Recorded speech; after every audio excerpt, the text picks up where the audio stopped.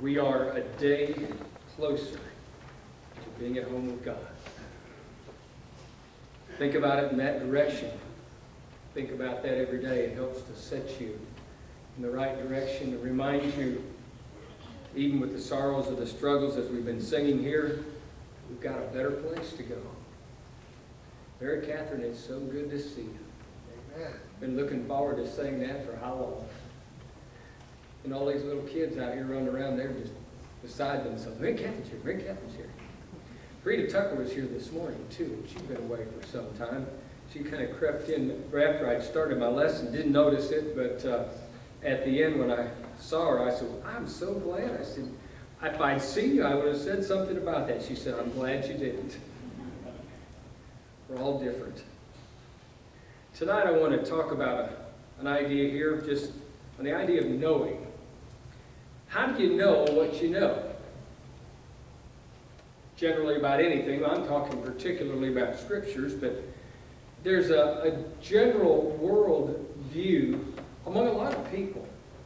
Among a lot of people in high studied areas, not just there, who have the feeling you really don't know anything. You can't know anything, at least absolutely, because there's always something out there that you don't know that could undo the things you think you know.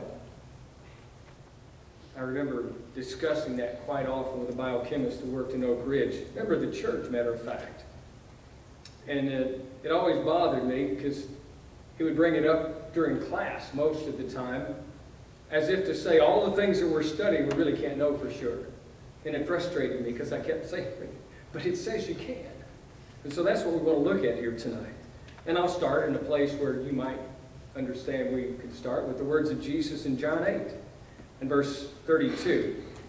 Now in verse 31, he's talking generally about being a disciple, the value of that and how you do that. So Jesus said to those Jews who believed in him, those are the people that are really trusting in him and following him, not just as apostles now, but to this bigger mass of people. He says, if you abide in my word, you are my disciples indeed. Becoming a follower of Jesus then is very much connected with studying the word meticulously, abiding in it, living in it.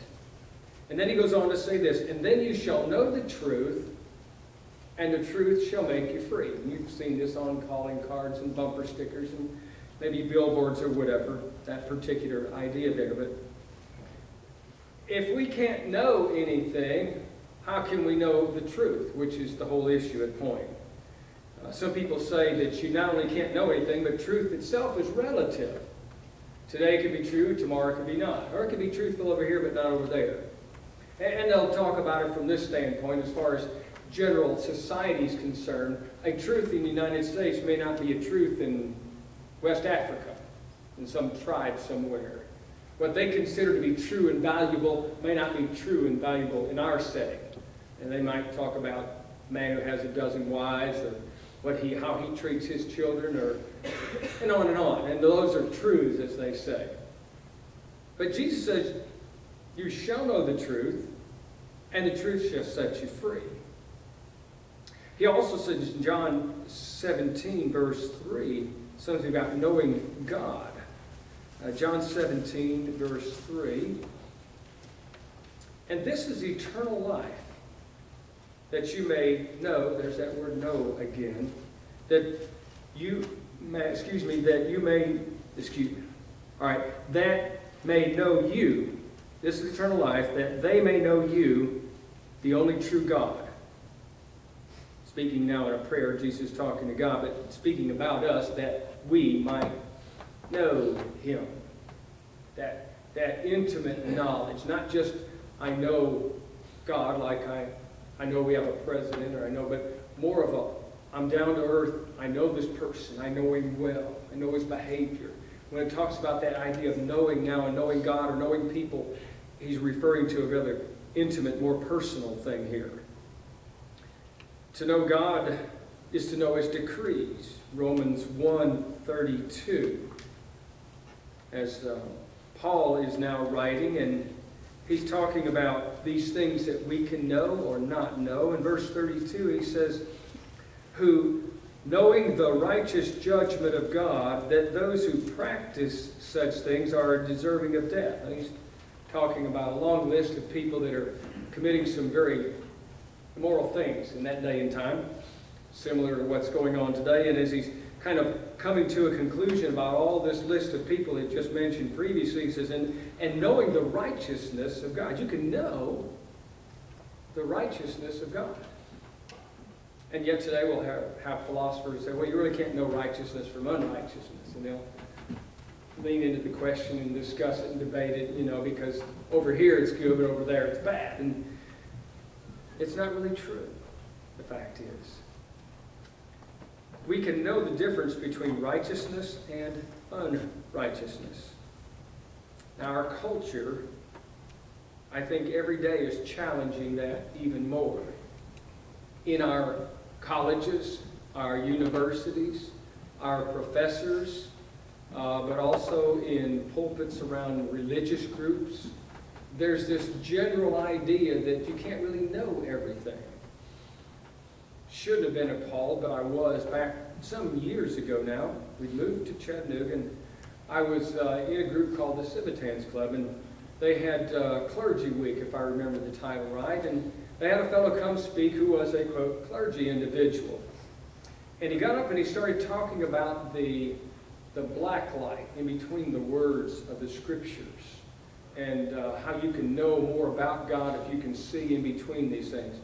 I sat there looking at him. I'm sure I had a real puzzled look. I don't do a poker face when somebody's talking like that. And I'm watching what's going on and not knowing what the rest of the people were feeling like, because you're talking about lawyers and doctors and judges and whoever. And one old judge spoke up and says, you mean you can just say this is true over here, but it's not true over there, and everything is in itself, if you say it like that, it's inspired of God? He says, yeah, I guess so. The old judge spoke up and says, I've got a lot of lawyers that come to my case thinking that too. He says, and they never agree either. But somehow they felt like that was the thing. The Bible talks about know in a variety of different ways. When we look at Webster's Dictionary, actually at dictionary.com, there's a variety of different definitions. Here's a couple things they say when we're just getting in mind this idea of knowing things. Know means to perceive or understand something as a fact or a truth. Or to know is to have knowledge of or clear and certain perception of a fact as if it's true. Or the fact or state of knowing conceptions or misknowledge, for that matter, a knowledge of things. Because there is a lot of confusion in our religious world. I know you're aware of it. Just turn on the TV on some particular Sunday morning and you'll see everything out there. And maybe there's some channels that expound different things all day. And a lot of them don't agree with one another, and each one states, this is true, no, but this is true, and on and on. And because of the confusion out there, I think there's some support gaining on the university level that particularly in the area of religion, you really can't know anything. Because looking out here, this guy claims he knows this is true, and yet he disagrees with this fellow over here, and yet this guy says, well, his part's true, and you know where I'm headed. And so here we are, as members of a group of people who believe that you can know truth, and we're trying to wrestle with living in this society, being influenced by that kind of concept, and at the same time hoping to have some ground to stand on for ourselves and be able to communicate to others around us who are being bombarded by that and just overwhelmed and really doubting whether they can know truth and know things, and especially in the area of religion. Let's talk about knowing and how we know for just a minute. From the Scriptures, but just some reasoning involved in the whole process. To say we know something exists as something particular.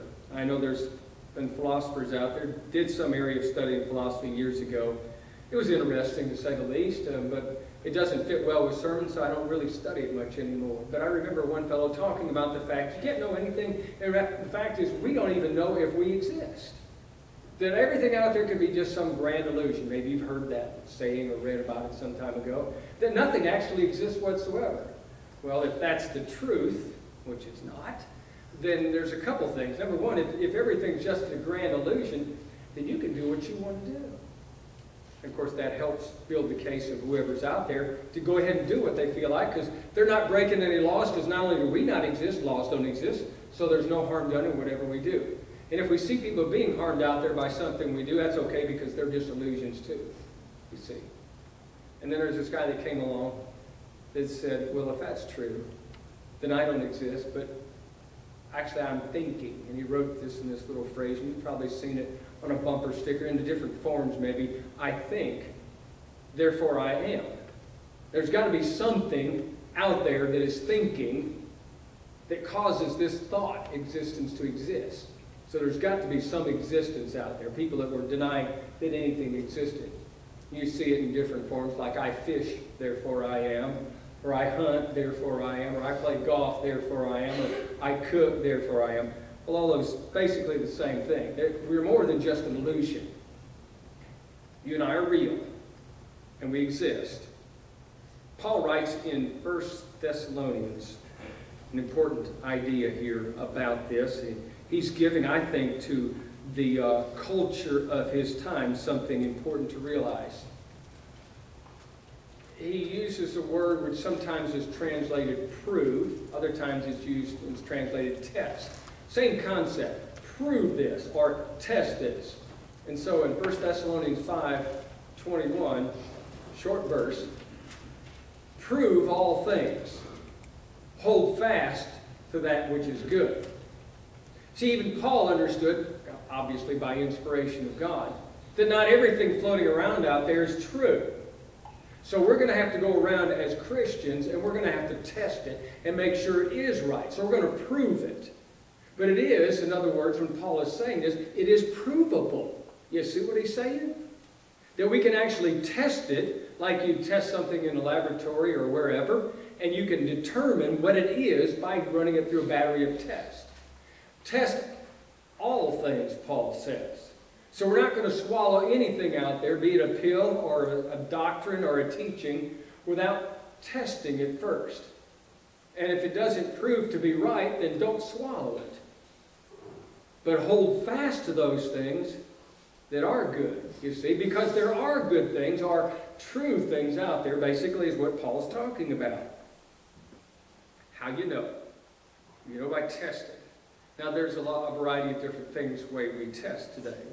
We test things by physical senses. Somebody probably in here tonight has been counting people here. They're looking at, whether you have little hair, no hair, or lots of hair, and they're counting people. And they can say, oh, I saw this number of people, and I saw, and I tested it therefore. And if you have your eyes closed, you actually could go around and touch and feel and count the number of bodies that way. And you could also, by a variety of different ways, test things. John, in the Gospel of John, talks about this testing from a different angle. In John 20, verses 6 through 9, he's talking about the empty tomb that the disciples found. In verse 6, they were doing a bit of testing, really, when you think about it. Someone had told, Mary Magdalene in particular, and a few others, told Peter that the tomb was empty and Jesus had been resurrected. So verse 6, it says, and Peter came and following him and went into the tomb, and he saw the linen cloths lying there. That's where Jesus was. He's going to verify. He's going to test this. And he saw the handkerchief that had been around his head, not lying with the linen cloths, but folded together in a place by itself. Then the other disciple who came to the tomb first, he and John were running in a race, not competition as much as both anxious to get to the tomb to see what was there. So John stopped. Peter went on in when he finally got there, and then John eventually came in. And they're analyzing by sight, you see here. And then verses 24 to 27, Jesus challenges his disciples to consider just a matter of testing by what they can see and touch. Now Thomas, called the twin, was one of the 12, was not with them when Jesus came on that first appearance to Jesus. The other disciples therefore said to him, we have seen, there's a proof, we have seen the Lord. But he said to them, unless I see in his hands the print of the nails, and put my finger into the print of the nails, and my hand into his side, I will not believe. I want to see it. And of course you recall that Jesus does come not long after that and does appear. And before John even gets to say anything, Thomas, he comes up and he says, okay, here's my hands. Go ahead, put your hand in here. Put your finger in there. I want you to not just see, I want you to believe. And then he makes the comment, blessed are those who don't see and yet still believe. Knowing that there would be a day, as we find today, that we can't see Jesus, but we know that somebody put their hands in there. And it wasn't just Thomas. Jesus even challenged the other apostles in the first appearance to look and see it's him, not just some grand illusion. Physical senses, in other words, can allow us to understand and see things.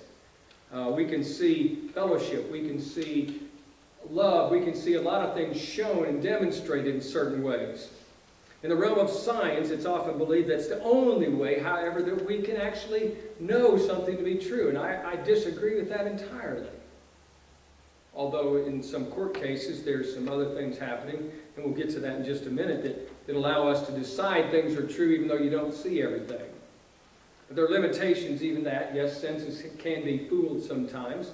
And I'm sure all of us have found ourselves looking at something, got an illusion. You're driving down the road, and there's a huge puddle out there, and you slow down and only find out it was just a mirage. It just looked like water. And so our senses can fool us, but doesn't necessarily mean that it always does fool us. We can trust our senses for the most part if we're careful about it and we prove all those things and hold fast to the things that are good. A reasoning is also another way that you can actually know something to be true. And with that, I'd ask you to turn to 1 Corinthians chapter 15. A very interesting passage that Paul has, and he is dealing with the issue of the resurrection. By the time he's writing this letter, there are some people that don't believe there is a resurrection, and they're in the church. And this is getting confusing, and Paul said, wait a minute, this doesn't work in Christianity. You know, the Sadducees, yes, they didn't believe in the resurrection, and possibly some of those eventually were persuaded to become Christians, and yet they were still carrying over this baggage of, I don't believe in the resurrection. Somehow or another, there are some in there that have gotten in there. And so in verse 12, Paul uses an interesting process of reasoning, deduction, to establish a Bible point of knowledge. Verse 12, now, if Christ is preached that he's been raised from the dead, how do some among you say that there's no resurrection of the dead? But if there's no resurrection of the dead, then Christ is not risen. And if Christ is not risen, then our preaching is empty or worthless, and your faith is also empty or worthless. Now watch what he's doing here, because he's saying, if this, then this. This is common deductive reasoning. If you got this and you got this, then you have that. Or if you have this and you don't have that, then this is what you conclude. Common reasoning tells us that although the Bible is written 2,000 years ago and it is from God, and it was written to those people, we can reason that God is intending all people to follow him by using the same message, you see. But there are people today, sat and listened to a lecture years ago, some guy debating over this. He said, you're reading somebody else's mail. That was written to the people at Corinth. And he made a big joke about it. His followers chuckled and laughed or whatever. And then I listened to the guy coming back and he says, how do you know what to do at all then, if you don't have a Bible to follow? Why do you keep quoting Scripture to me if you're reading somebody else's mail? And you see, the line of reasoning goes his direction also. You see, Paul tells us that I want you to take Scripture and I want you to take common sense knowledge. Somebody said, why is that so uncommon if it's called common sense? But I want you to use that just plain old application and know from that logical conclusions. That you can take, for instance, a study of the word baptism. And you can see in Acts chapter 2, verse 38, that it's discussed about being for remission of sins. And I can also look over in Romans chapter 6 in a discussion about baptism, and it talks about us being buried with Christ in baptism and raised to walk a new life. It also mentions the fact that by Jesus' blood we're redeemed. And I'm thinking I could put all that together and say, baptism puts me in contact where the blood of Christ was shed. And I think I've got a proper truth factor from what God is saying, because I know His Word is true, that reasoning is correct. Now, I can twist things around, and Paul, matter of fact, or Peter rather, makes reference to that in talking about some of Paul's writings. And he said, as some people do, they'll even twist or wrest the Scriptures as some people do. So you can twist it around and make it say something else, as we're seeing the evidence around us in the religious world. But proper reasoning with Scripture allows us to come to exact knowledge of the truth. Some people will say, well, that's not written there exactly that way. But it is, you see, not only telling us how to go about doing it, but God's expecting us. This God who made you and me to take things and look at them as if, when you walk outside and you're seeing the rain coming down, my mind says, if I step out there, I'm going to get wet. Now, there's no passage that's telling me that, but it's just common sense. And God's made us that way, to take the common sense and take the common sense message and just put it together. But if you want to make it something different, as a good buddy of mine used to say, he quotes some passage and read it, and he says, that's just so plain and evident. He says, it'd take a philosopher to confuse that. I mean, that's the point. If you want to confuse it, you can. Like the man who came to Jesus, and he wanted to know the two greatest commands. And Jesus says, what do you think they are? And he quoted real well. And Jesus said, well, okay, you've got it right. Go and do that, and you're correct. Well, he wasn't wanting to be satisfied right there. And Luke says, and seeking to justify himself, he asked, who's my neighbor? He wants to muddy the water a bit. So he'd say, nobody really knows the answer to this. It's probably his go-to question of the philosophy of that day. And if he throws that out, then we can just kind of wash our hands of having to love anybody, because we don't know. And although Jesus took on the task, he never really told him outright, you got it all messed up. Until he got to the end, he said, now you tell me which one did right, that loved, who was his neighbor. And then he says, go and do the likewise. See, it's all part of just understanding, not avoiding, listening, and taking in and trusting. So reasoning. Number one, we can see, touch, taste, our senses. Number two, we can use or understand some things of knowledge by reasoning. We can take things and put them together in a proper way and come to a proper, correct conclusion. Number three, by the testimony or the statements of those of credible witnesses. Let's go back to John chapter 20 for just a moment, and we'll see what's going on there. And we read a little bit earlier about Peter coming to the tomb and seeing those things. And as John is concluding his gospel, he says in verses 30 and 31 a very important message here about this idea of witnesses and credibility, and tying the two together so you can both know something. He says, and truly, Jesus did many other signs in the presence of his disciples. Those are witnesses, in other words. In the presence of disciples, which are not written in these books, but these are written that you may believe that Jesus is the Christ. So I've come to a logical conclusion of knowledge of who Jesus is by the credibility of a number of witnesses. Now, it's just whoever out there. I'm sure all of you in here have been told lies at different times. And I can pretty much tell along the way when someone comes up, within 2 minutes, if he's trying to convince me a story and he says, I promise, I swear to you, I automatically stop believing him. Because I think he's trying to convince himself more than he is me of what's going on. No hesitation. John just says, This is what Jesus did. We saw these things. There's a lot more that we don't have time to talk about. We're a witness of that. Matter of fact, the idea of being a witness is something that comes from a Greek word. You're going to be surprised here. The word is martyrion. The word we get our word martyr from. Witness. You see, they died for what they saw. They knew that it was Jesus that was resurrected. They knew the truth. And you couldn't change their thinking on that. And so it got to be the point that they knew it so well that they would be willing to die. Witness, martyrion, for the faith they had. So we can know those things. Now, does everybody tell you the truth about what they see?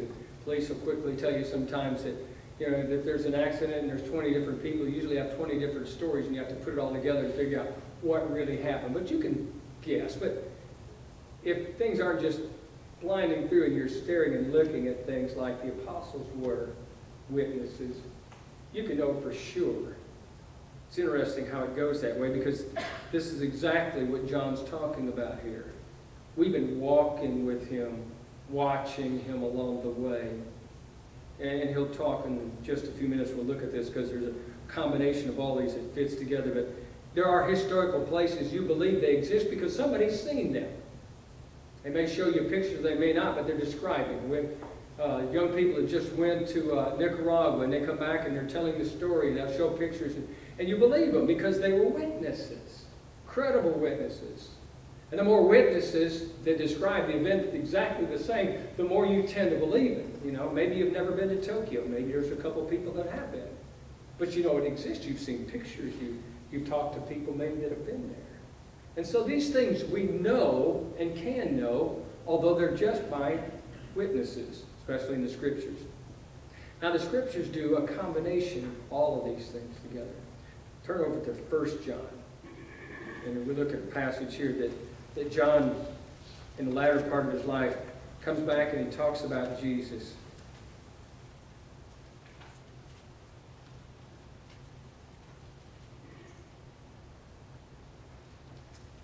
Chapter 1, verse 1. That which was from the beginning, which we have heard, notice the sensory, which we have seen with our eyes, again the sensory, which we have looked upon. Now he's talking about we've examined it. We didn't just casual glance. We took it in, we've tested it. We've looked at it. So which we have looked upon, our hands have handled concerning the word of life. The life was manifested, and we have seen and bear witness and declare to you that eternal life, which was with the Father and was manifested to us. And he goes back and just pulls it all together again, verse 3, and that which we have seen and heard, we declare to you. He's expecting you to know this is true, because of the battery of exams that he's put through in order to get to this conclusion. So when you know and see these things, he's declaring it to you, that you may have fellowship with us, and truly, not doubtfully, maybe, but truly, our fellowship is with the Father and with His Son, Jesus Christ. And these things we write to you, that your joy may be full. We'll have to sometimes deal with people that will not want to believe. And maybe will throw out their, quote, credible knowledge and make fun of who we are and what we stand for. Maybe for the antiquity of the Bible, or maybe because of the confusion of the religious groups, or maybe because of the philosophical concept of you can't know anything. But just at the very bottom of everything, I want you to know that you can know. Yes, that confidently. And that you can examine things out there and you can know it's right. And there will be people that will kick dust in your face and cloud the issue and discredit you in any way they can so they don't have to listen. But that doesn't mean that you can't know what's right. Number two, in the whole process, be kind as you talk with those people, because we represent Jesus. But stand firm in your beliefs as what was described by Paul in 1 Thessalonians 5:21. Prove all things, hold fast to that which is good. Satan will do all that he can to shake it, but that doesn't mean that it becomes less true or less relevant because somebody out there throws a question. I remember William Woodson so plainly telling us in some class back years ago as students. He said, just because you don't know the answer for a question that somebody throws out there doesn't mean there's not an answer. Don't you give up. You keep studying it because we are expected to know. And that's the next part here. Because when we get down to what Jesus is saying in John 8:32, you shall know the truth, and the truth shall make you free, he's expecting you to do some learning in the process. My job is to learn that. I'm supposed to know the truth, and if I don't know it, then it's partly my fault. About 99.9% partly. Because it's knowable, or else Jesus wouldn't tell you, know the truth. So the hold-up's not with God, it's with me. But it is knowable, understandable, and by that we can know that we know Him, John says, and that's an amazing thing. So not only can you know God, but you can know that you know Him. Although people might not agree with that, but just as many out there that might say, I don't even know if you exist. Well, that's fine, you know. I don't suggest you punch him in the face, but I think the reality might stick if you did that. Remember, more than anything else, these people that were the fatalists that didn't believe anything existed. William Woodson used to say, you know, it's strange, he said, but they still look when they cross the street. If nothing exists, and everything's going to be the way it's going to be, why do you even look? So they don't live their life the way they pretend in their philosophies. We just live a little bit deeper because we know that we can help. Hold fast to your faith. Prove what's right. Know the truth. Study hard. And then hold fast. And share it. Some things worth living. If your life isn't right with God, you have an opportunity tonight. Pause in these moments at the end of the day. Think about that relationship. He loves you and He sent His Son to die for you. He wants you home that bad. You don't belong to Him. You've never been committed to Christ. Or you've messed your life up. Here's an opportunity. Why don't you come down front while we stand and sing, please.